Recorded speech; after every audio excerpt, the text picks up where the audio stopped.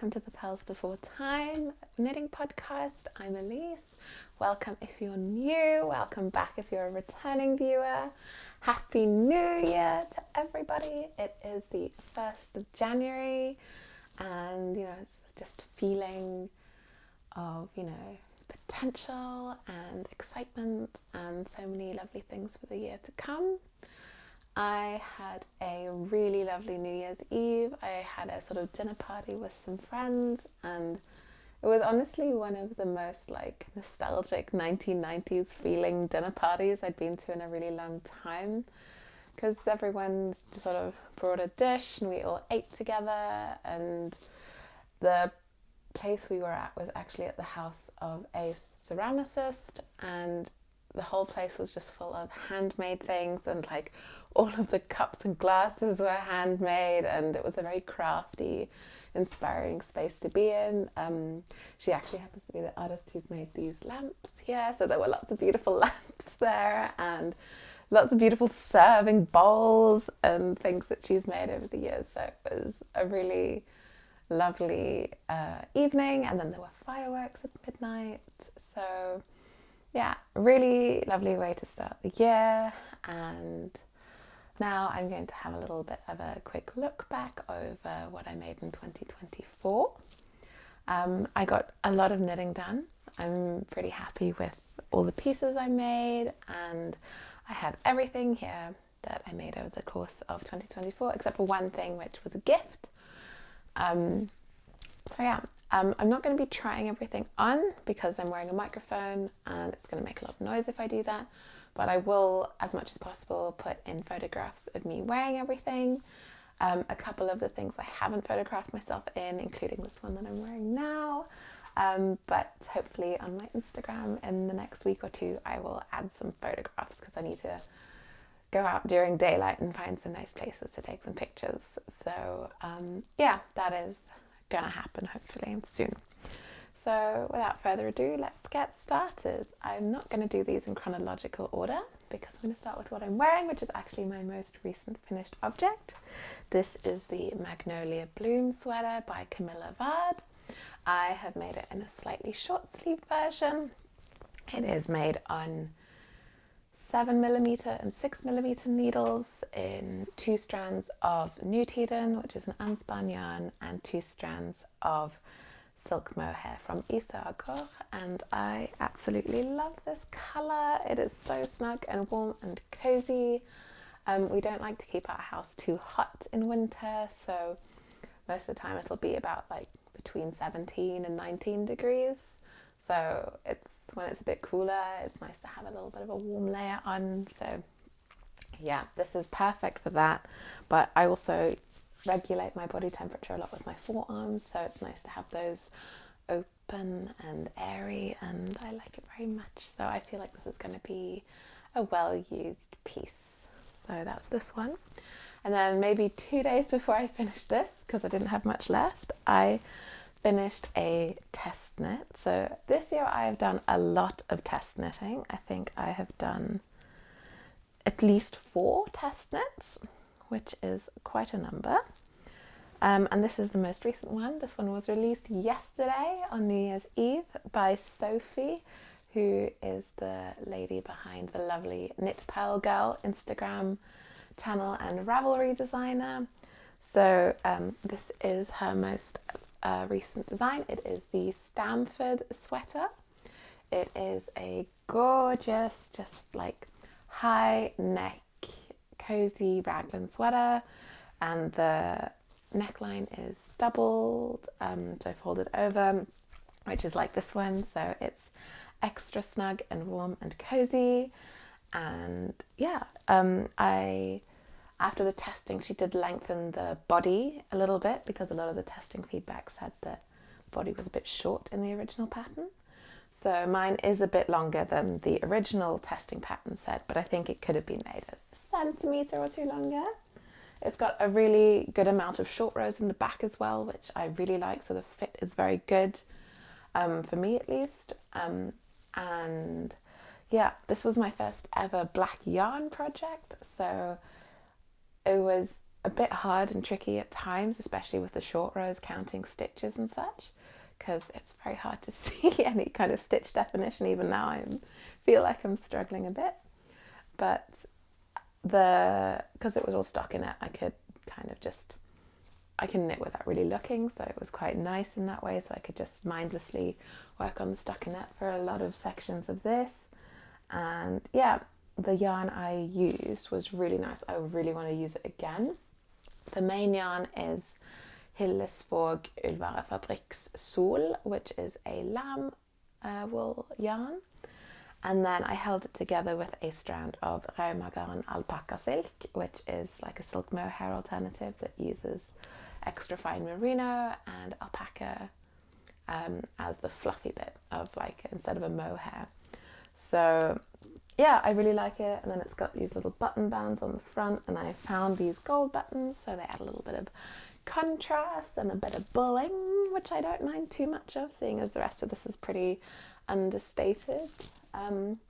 So yeah, I haven't really worn this much. It came off the blocking mats maybe 3 days ago, and yeah, my plan is to go out and find somewhere nice to photograph this soon, so I can get some nice pictures of it, and I'm also going to wear it a lot. So yeah, that's the first 2 finished objects of the year. And then I'm going to just bounce a little bit around because I want to. And then I had 1 shawl finished this year, and this shawl did not take me very long to make. I think it took me under 2 weeks. I feel like it was closer to like 8 or 9 days. And I love it. I have worn this so much. I finished it earlier in the year, like February. And this is the Limelight Shawl by Anne Johanna.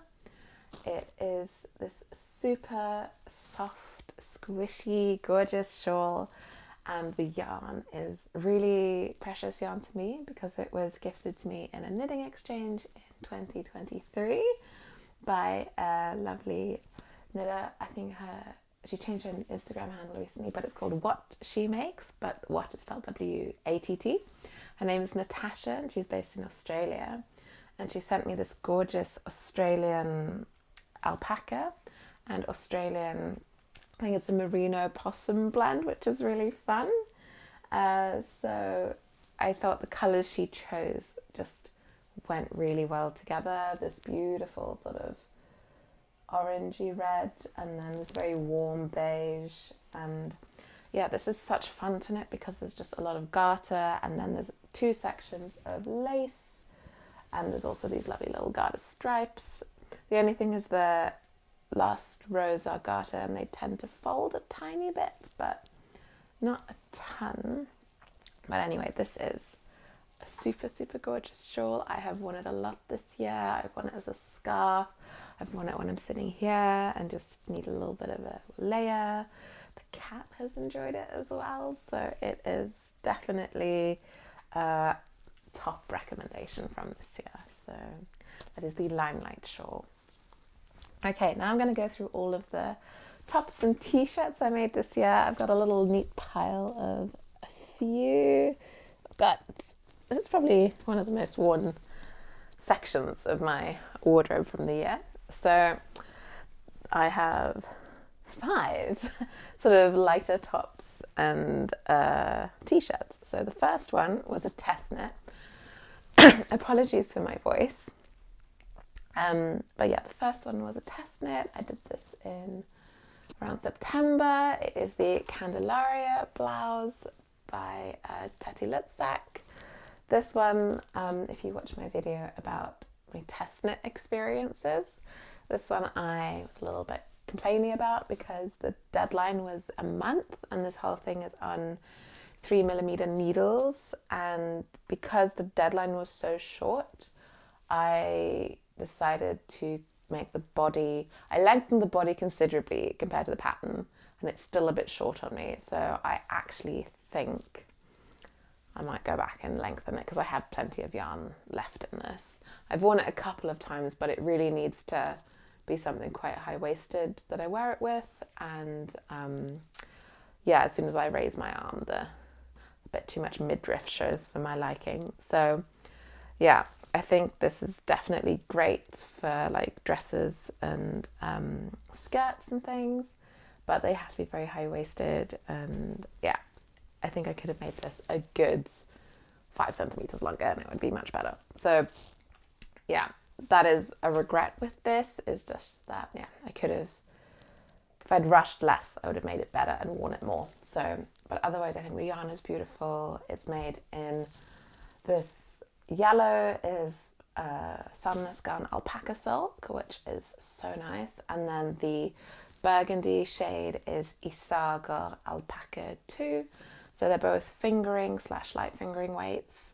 And the colorwork is stunning. It is so nice. And I think the shape of this is intriguing because of the quite wide sleeves. But I do think when it's worn, it's a bit awkward on my body, the sleeve kind of shape. So there's a little bit of excess fabric around the underarm that I think it looks nice under a blazer where you don't see it so much. But yeah, I don't know. There's a lot of things that I don't think it's perfect in any way, but it's beautiful. It is beautiful. So that was this one. And then onto a very, very worn top that I love so much. It really does need another block and a bit of care right now, because I wore this on my little city break to Rome and I got caught in the rain. And even though it has dried, it kind of dried in a funny shape and it's a bit, yeah, needs a bit of a reblock. But this is the Hae Tee by Aegyo Knit.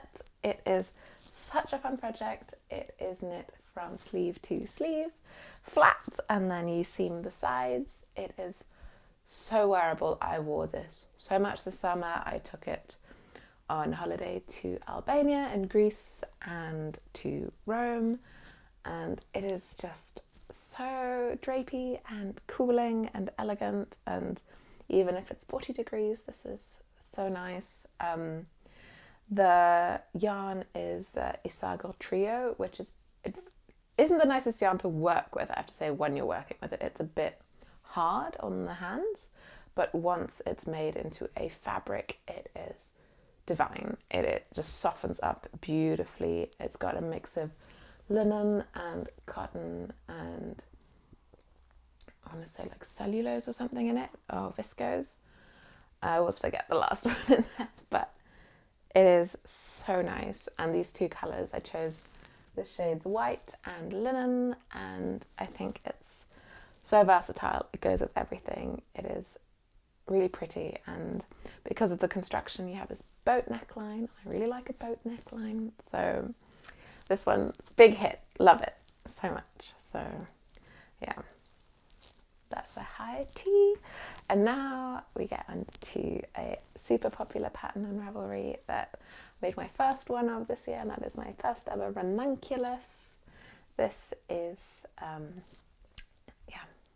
a t-shirt version, but I adapted it slightly because the original pattern t-shirt version has more of a cap sleeve t-shirt, so I actually followed the instructions for a long sleeve top, but then instead of making a long sleeve, I just made a short sleeve, but I did maybe 5 rows of stockinette and then a few rows of rib on each sleeve, and then you get more of a t-shirt shape.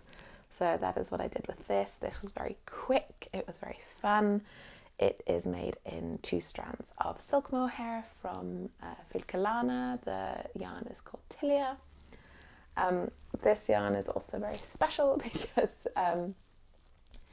it was gifted to me by my partner. So he went to Denmark on a trip when we'd only been dating like 3 or 4 months, and yeah, he came back with a little gift, and he's like, I went to Denmark and I went to a yarn shop and I asked the lady what was nice, and they came back with 100 grams of Tilia, and I was like, oh, I want to make something really nice with this, but I want to make something I'm going to use a lot. So yeah, if you have 4 25-gram balls of silk mohair, you can make a little Ranunculus t-shirt. So definitely recommend this. I've worn this a lot. It is soft and like a little cloud. So I love it. I think I'm going to make more ranunculuses. I don't know when, but they are very speedy and very engaging.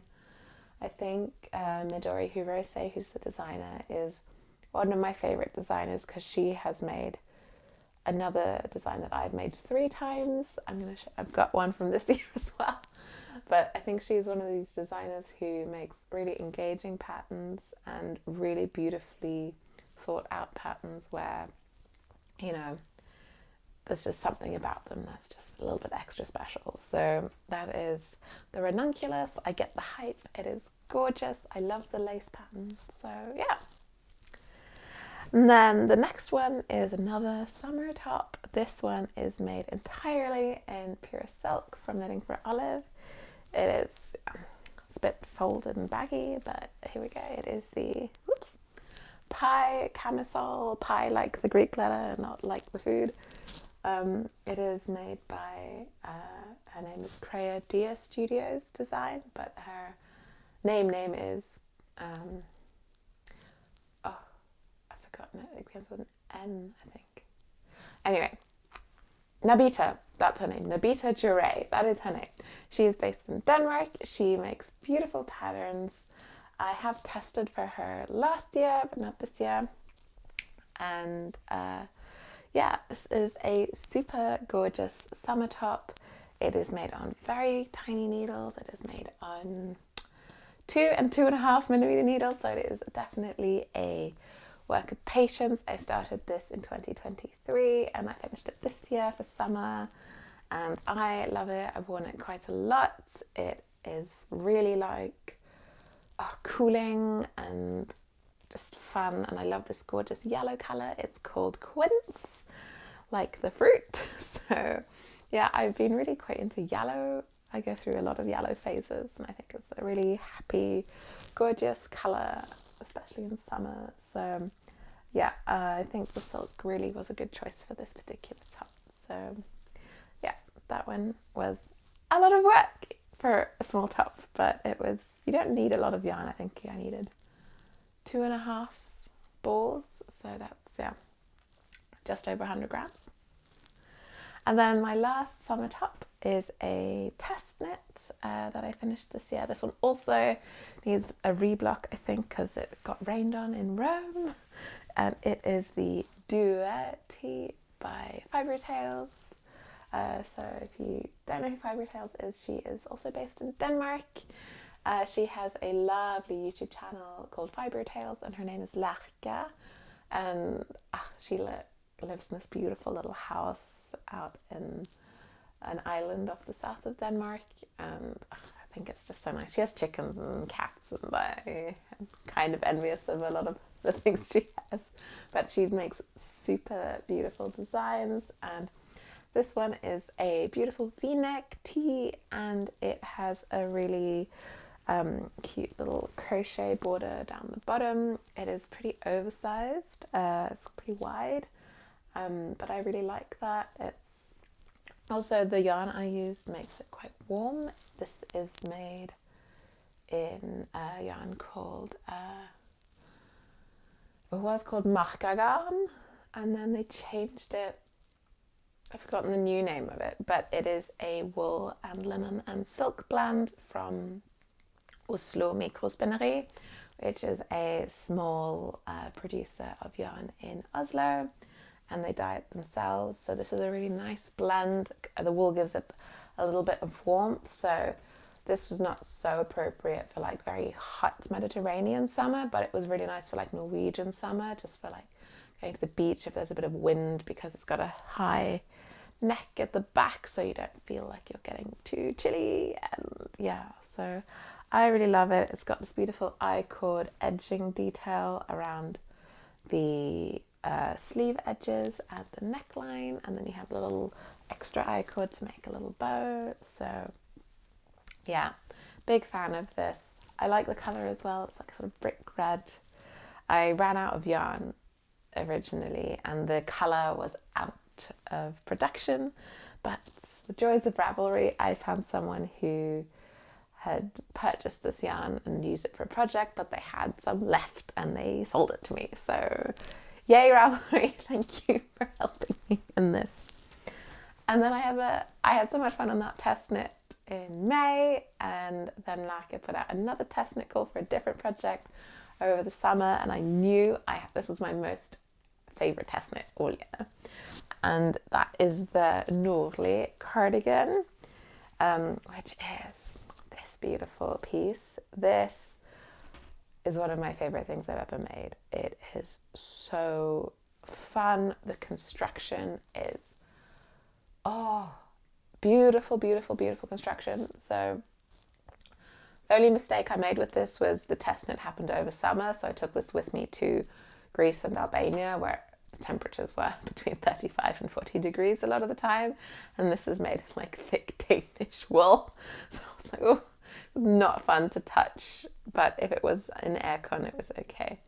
But sitting on the beach with this was a bit difficult. But anyway, the construction of this is so much fun because you start at the cuff of the sleeve and you work your way up, and then you continue, and then you just make the top of the front section of the cardigan and the top of the back section of the cardigan. And then what you do is then you just leave everything on hold. You do the second sleeve, and then what you do is you graft the two sleeves together at the back. You can see where there's a section of like stockinette in the middle, and then you end up with like kind of bolero type of garment.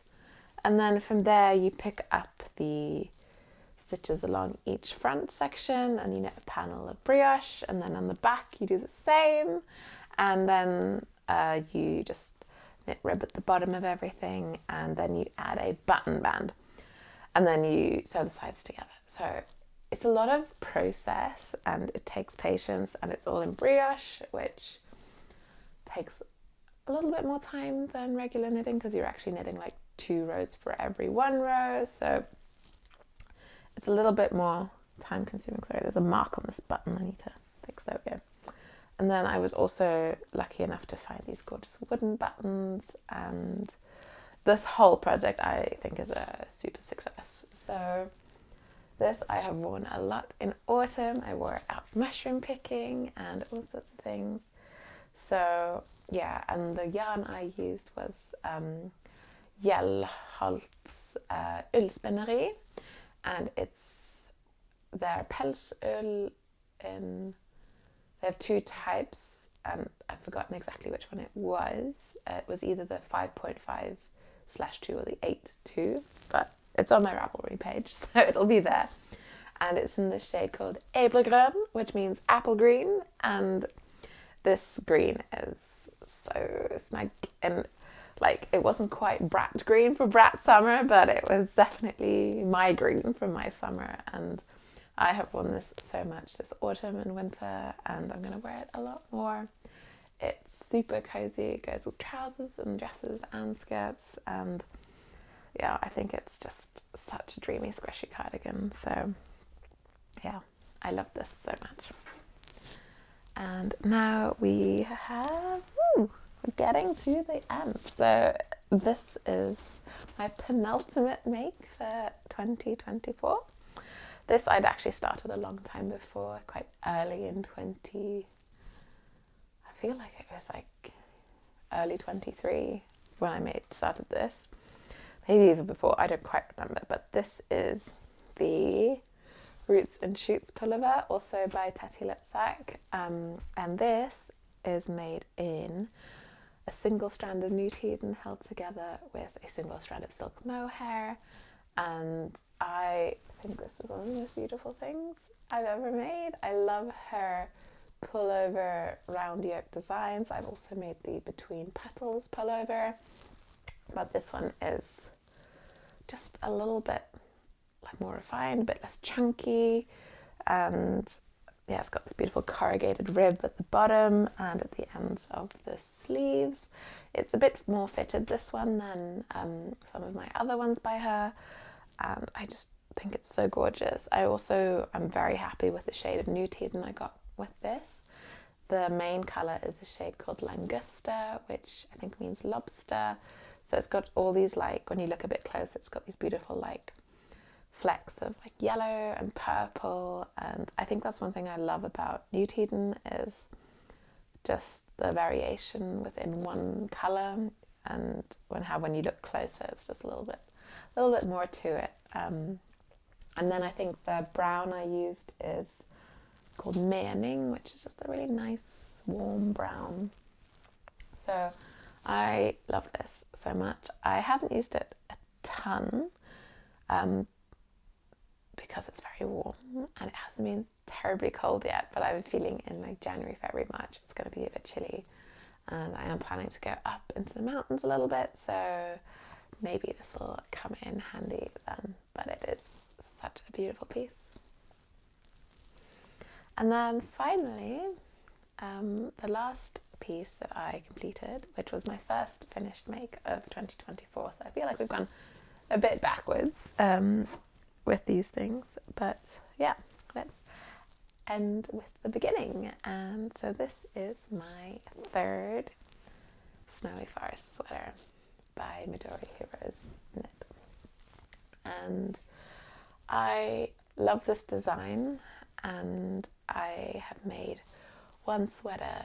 This is my third one, as I said, but the first one I made was in a white, sort of off-white colour, and then the second one I made was a red one for my little cat, and he likes his quite a lot. And then there's this one that I made in this gorgeous blue, and the pattern, what's nice about it is there's two versions. You can either make a heavier like Aran weight version, or you can make a lighter sort of sport weight version, and they're not terribly different when you make them. I think the stitch counts are slightly different, but the overall impression is very similar. So the first one I actually made was in sport weight, Isago tweed with a strand of silk mohair, and that is one that tragically ended up in a washing machine in 2023, and I cried. It was devastating when that happened. So I was like, no, you know what, I'm going to make another one. And so I made this one, and this is made in Isago Aran tweed and a strand of silk mohair.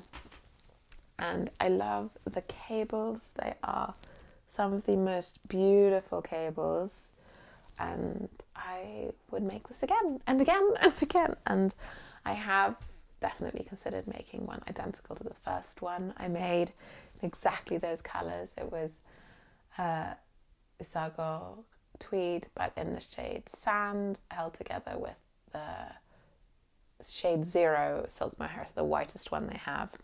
And it was just like the most gorgeous fluffy beigey cloud ever.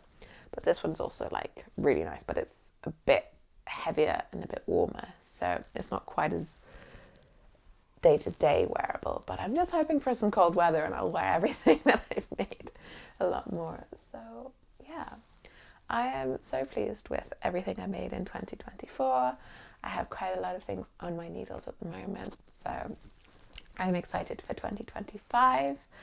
In 2025 I have planned to purchase a bit less yarn and try and knit up quite a lot of my stash. I say this every year, but I'm definitely, I have a feeling this year that I'm just gonna be a bit better at executing my intentions.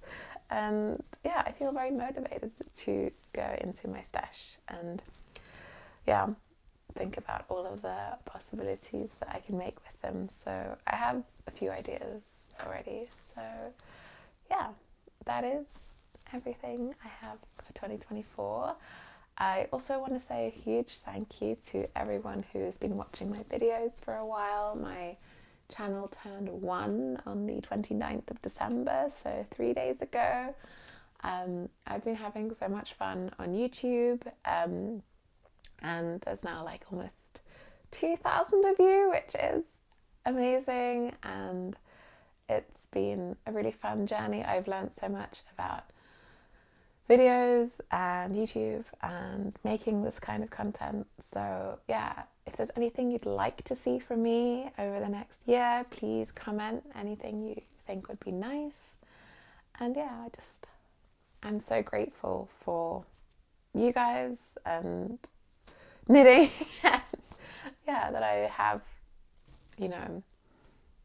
so much fun with something that is, you know, some people find a little bit boring and not so exciting, but I think knitting is endlessly inspiring. So yeah, thank you and Happy New Year. Bye.